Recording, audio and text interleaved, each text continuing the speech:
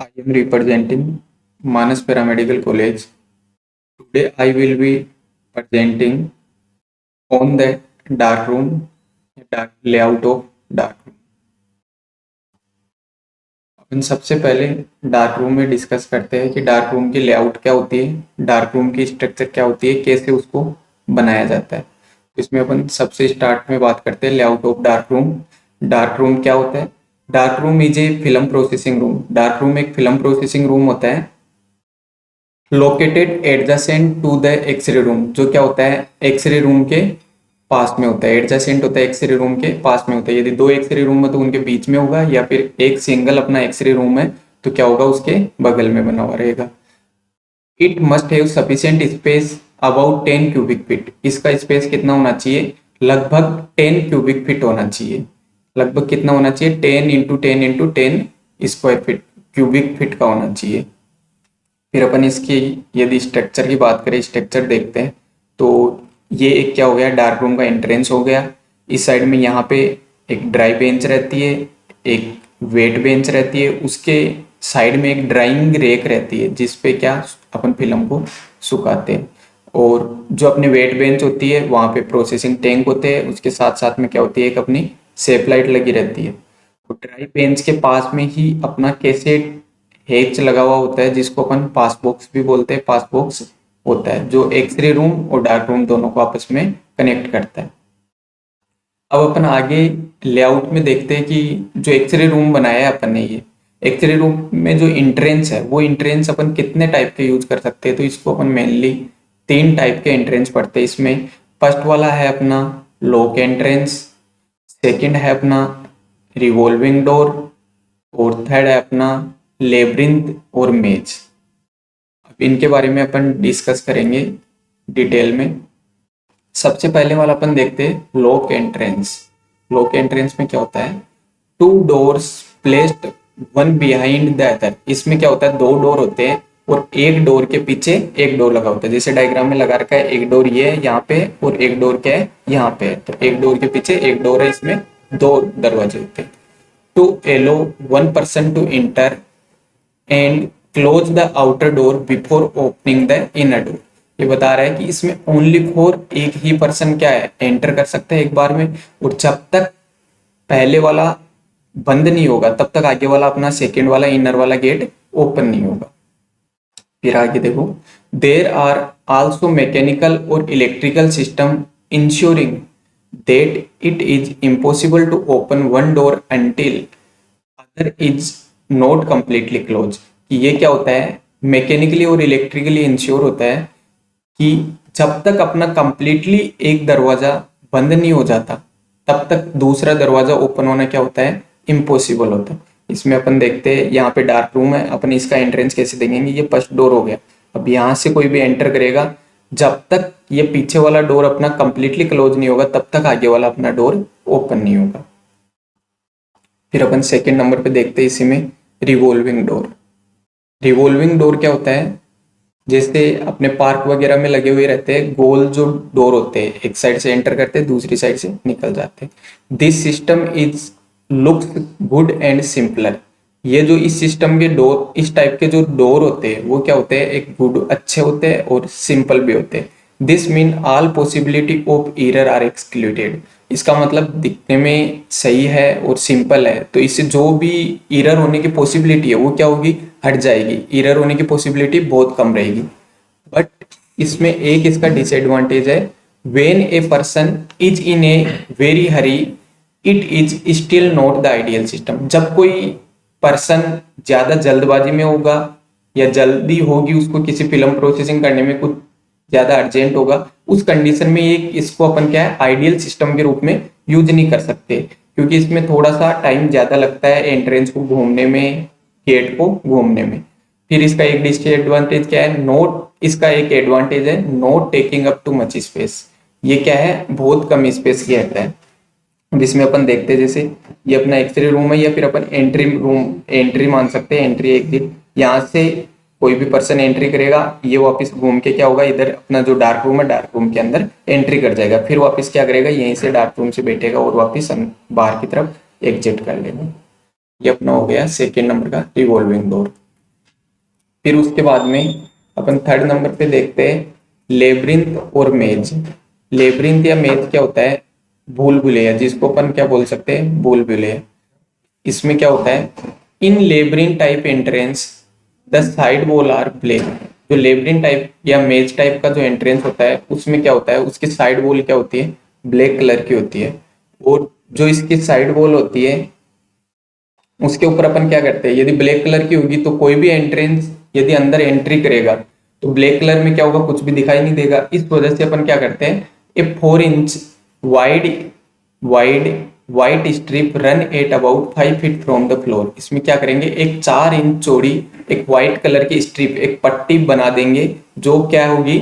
अपने जो अपना फ्लोर है लेब्रिंथ का, उस फ्लोर से 5 फीट के ऊपर एक 4 इंच चौड़ी एक पट्टी लगा देंगे, जिससे अपन को क्या है कि क्लियरली पता लग सके कि अपन को किस साइड एंटर करना है। जिस साइड दीवार मुड़ रही है उस साइड अपन को मुड़ के अंदर की तरफ जाना है। इसमें क्या भूल भुलैया टाइप का होता है कि अंदर अपन ने जैसे एक इसके ऊपर अपन ने डायग्राम में देख सकते हैं, जैसे अपन ने यहाँ से एंटर किया, फिर यहाँ से एंटर करके फिर इधर गए, फिर इधर गए, फिर इधर जाके और लास्ट में किस में जाना है अपन को? डार्क रूम में।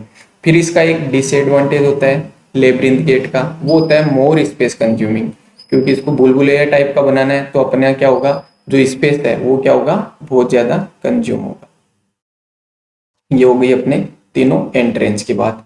फिर अपन आगे बात करते हैं कि इसकी जो डार्क रूम है, इसकी जो वॉल बनी हुई होती है, वो वॉल कैसे बनी हुई होती है, किसकी बनी हुई होती है, क्या कलर होता है उसका, उसमें किस टाइप के अपन टाइल वगैरह यूज करते हैं।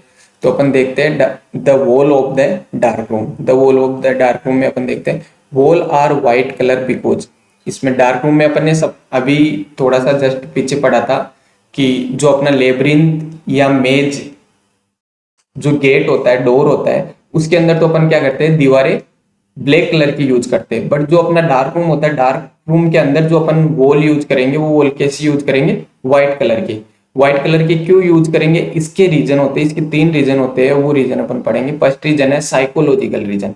फर्स्ट साइकोलॉजिकल रीजन क्या होता है? Black wall are depressing in their effect. यदि ब्लैक वॉल रहेगी तो अपन को क्या लगेगा? यदि डार्क रूम के अंदर अपन काम कर रहे हैं और ब्लैक वॉल रहेगी तो अपन को कैसा लगेगा? थोड़ा डिप्रेसिंग सा फील होगा। फिर उसके बाद में सेकंड रीजन क्या है व्हाइट कलर यूज करने का? Dark room light easily reflected by walls. क्या होता है? जो अपनी नॉर्मल लाइट है वो लाइट कलर की यदि अपनी दीवार रहेगी या व्हाइट कलर की दीवार रहेगी तो क्या होगी? इजीली रिफ्लेक्ट हो जाएगी। और ब्लैक कलर क्या करता है? एब्जॉर्ब कर लेता है। तो इस वजह से अपन क्या करते हैं? व्हाइट कलर की वॉल्स बनाते हैं। फिर उसके बाद में अपना थर्ड रीजन है black colour induce no space filling. यदि अपन ने ब्लैक कलर कर रखा है और अंदर अपन फिल्म प्रोसेसिंग कर रहे हैं, ऑलरेडी क्या है उसके अंदर अंधेरा है डार्क रूम में, तो उससे अपन को क्या लगेगा कि इसके अंदर बिल्कुल भी स्पेस नहीं है, नो स्पेस की अपन को फीलिंग आएगी। फिर उसके बाद में अपन आगे देखते हैं वॉल में टाइल वगैरह कैसे यूज करते हैं। Glaze tile wall are recommended. अपन क्या करते हैं? ग्लेज टाइप के मतलब जो ग्लास लाइक जो ऊपर से ग्लास जैसे दिखने वाली टाइल होती है उन टाइल को अपन क्या करते हैं? ज्यादातर रिकमेंडेड करते हैं। फिर उसके बाद में देखते हैं wall of dark room must be thick enough to protect against radiation. अपन वॉल को इतनी भी थिक बनानी है कि वो जो रेडिएशन है अपने पास में क्या होगा? एडजेसेंट अपने डार्क रूम के एडजेसेंट होगा। अब एक्सरे रूम के एडजेसेंट होगा तो अपन को क्या करना है? अब उस वॉल को इतना थिक बनाना है कि अपनी जो रेडिएशन है उनसे क्या हो सके? अपनी फिल्म प्रोटेक्ट हो सके। और इसके अंदर अपन को कोई भी विंडो नहीं रखनी है। Window should be avoided. ठीक है, ये बात हो गई थी अपनी किसकी? वॉल की। अब आगे अपन बात करते हैं floor of dark room. Floor of dark room में अपन देखते हैं कि डार्क रूम का फ्लोर कैसा होना चाहिए, किसका बना हो सकता है। तो इसमें अपन बात करते हैं floor material should be such that.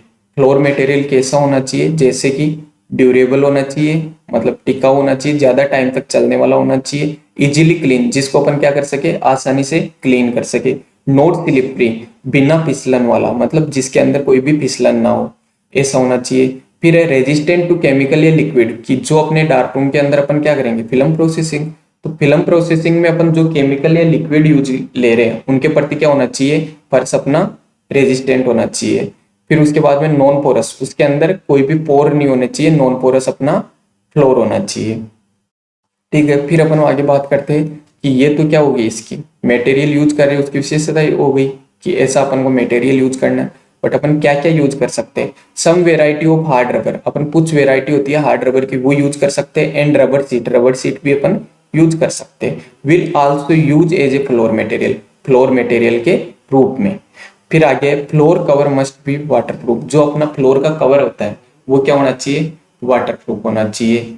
ये क्या बात हो गई अपनी किसकी, फ्लोर की कंप्लीट। फिर उसके बाद में आगे बात आती है अपनी जो डार्क रूम है, डार्क रूम की अपन को सीलिंग कैसे बनानी है। अब सीलिंग की बात करें तो type of paint on ceiling is important because it will produce flake. अपन को क्या है कि जो सीलिंग के लिए अपन पेंट यूज कर रहे हैं वो पेंट अपन को पहले से पता होना चाहिए कि अच्छी क्वालिटी का होना चाहिए।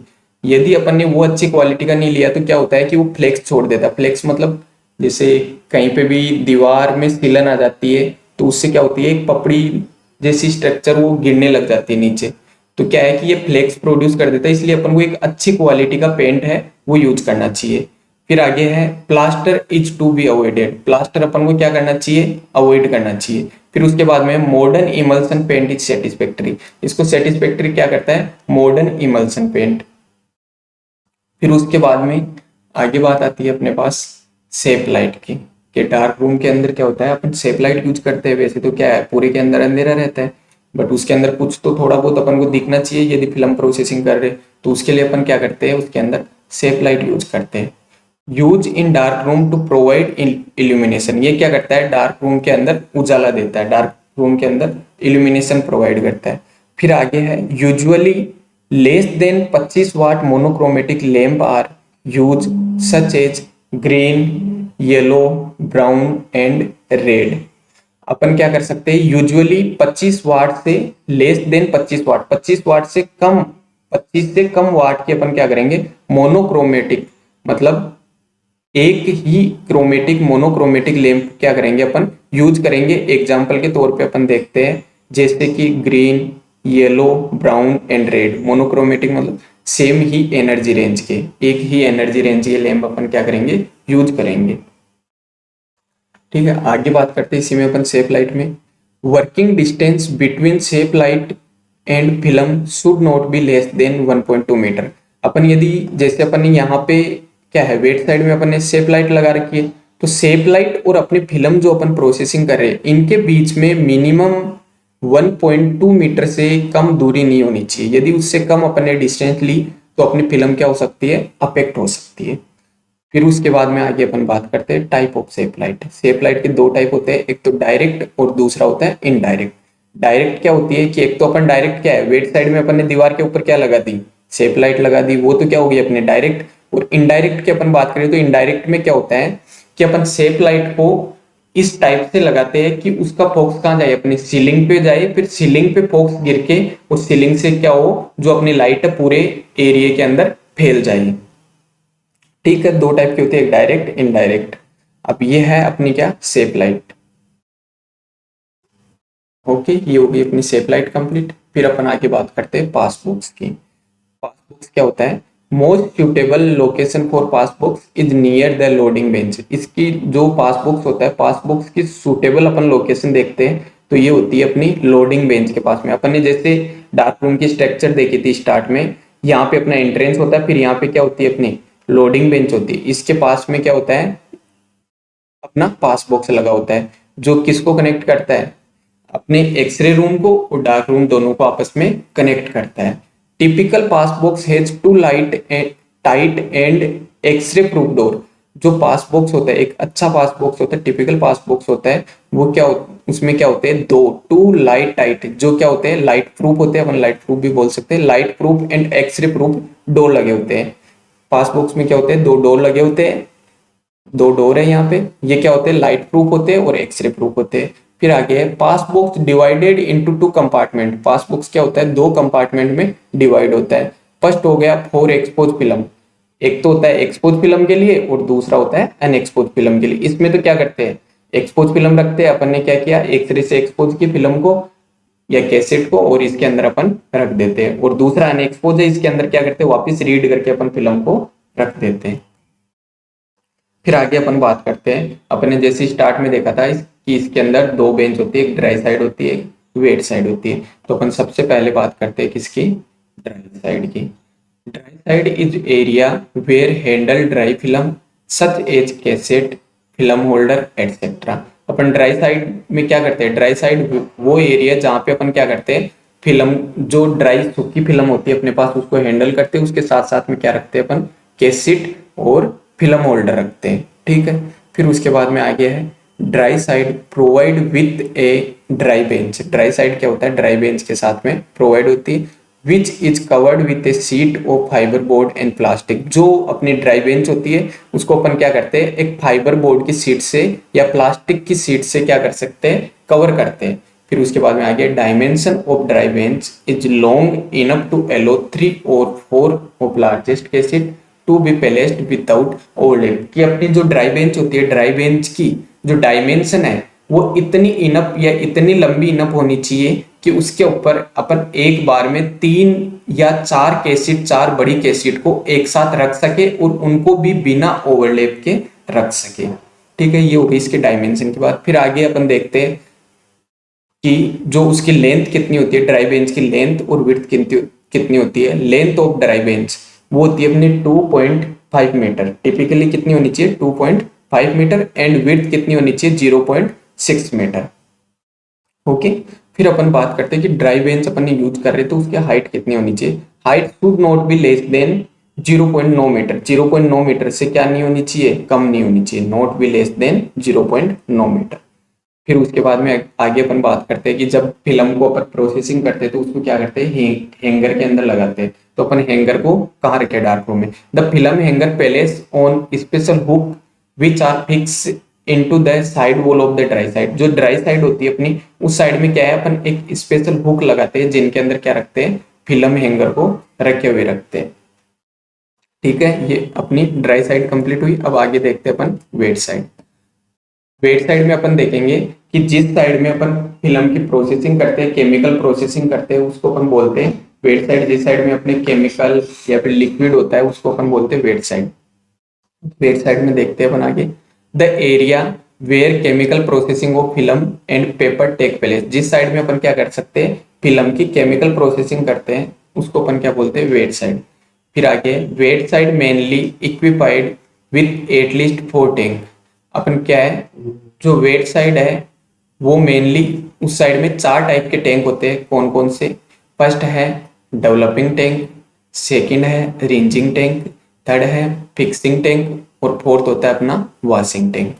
The tank made of stainless steel, plastic and hard rubber. In tank को अपन, जो 4 टाइप के टैंक रहते हैं, इन टैंक को अपन स्टेनलेस स्टील के भी बना सकते हैं, उसके साथ में प्लास्टिक का भी यूज कर सकते हैं और हार्ड रबर का भी यूज कर सकते हैं। फिर अपन देखें इनकी size. The tank size is sufficient for maximum size film processing. Tank की इतनी सफिशिएंट साइज का होना चाहिए कि जिसमें अपन क्या है कि मैक्सिमम साइज की फिल्म को प्रोसेसिंग कर सके। फिर आगे the space between film in the processing time at least 0.8 inch. कि अपन जब फिल्म प्रोसेसिंग कर रहे हैं, यदि एक टैंक के अंदर अपन 3 से 4 फिल्म एक साथ प्रोसेस कर रहे हैं, तो उन फिल्म के बीच में एटलीस्ट प्रोसेसिंग के टाइम पे 0.8 इंच की क्या होनी चाहिए, डिस्टेंस होनी चाहिए या स्पेस होना चाहिए। ठीक है, आगे अपन बात करते हैं एयर कंडीशनिंग की। कि अपना जो डार्क रूम होता है, डार्क रूम के अंदर अपन ने जैसे स्टार्ट में पढ़ा था कि उसके अंदर कोई भी विंडो नहीं होनी चाहिए। जब विंडो नहीं होगी तो उसके अंदर कुछ एयर कंडीशनिंग तो चाहिए, नहीं तो ह्यूमिडिटी उत्पन्न हो जाएगी। तो इसके लिए अपन देखते हैं air conditioning system. Dark room require air conditioning system to maintain the quality of photographic process. जो अपन फोटोग्राफिक प्रोसेस कर रहे हैं उसकी क्वालिटी को क्या रखता है, एयर कंडीशनिंग मेंटेन रखता है। फिर आगे air conditioning system play a main role in regulating temperature and humidity. Air conditioning system क्या करता है, डार्क रूम के अंदर टेम्परेचर, जो अपने केमिकल है उनका टेम्परेचर मेंटेन रखता है, साथ साथ में क्या करता है, ह्यूमिडिटी को भी रेगुलेट करता है। फिर आगे बात आती है air conditioning system use because. Air conditioning system upon use क्यों करते हैं, temperature affect chemical during processing. यदि अपन एयर कंडीशनिंग सिस्टम यूज नहीं किया तो अपना क्या होगा, टेम्परेचर बढ़ेगा। टेम्परेचर बढ़ेगा तो जो केमिकल की जो प्रोसेसिंग है, केमिकल है, वो क्या हो जाएगा, अपना खराब हो जाएगा और प्रोसेसिंग भी खराब हो जाएगी फिल्म की। High humidity damage photographic material. यदि हाई ह्यूमिडिटी रहेगी, ज़्यादा उमस रहेगी, तो क्या होगी, जो अपना फोटोग्राफिक मटेरियल है उसको डैमेज कर सकती है। फिर उसके बाद में proper ventilation prevent the harmful fumes from chemical. जो केमिकल से फ्यूम्स उत्पन्न होती है या धुएं उत्पन्न होती है, वो क्या है, प्रॉपर वेंटिलेशन रहेगा तभी ही बाहर निकलेगी। तो इसलिए proper ventilation prevent the harmful fume from chemical. Proper ventilation होगा, वो क्या करेगा, जो हार्मफुल फ्यूम उत्पन्न होगी उनको क्या करेगा, बाहर निकालेगा, प्रिवेंट करेगा, उनसे बचाव करेगा।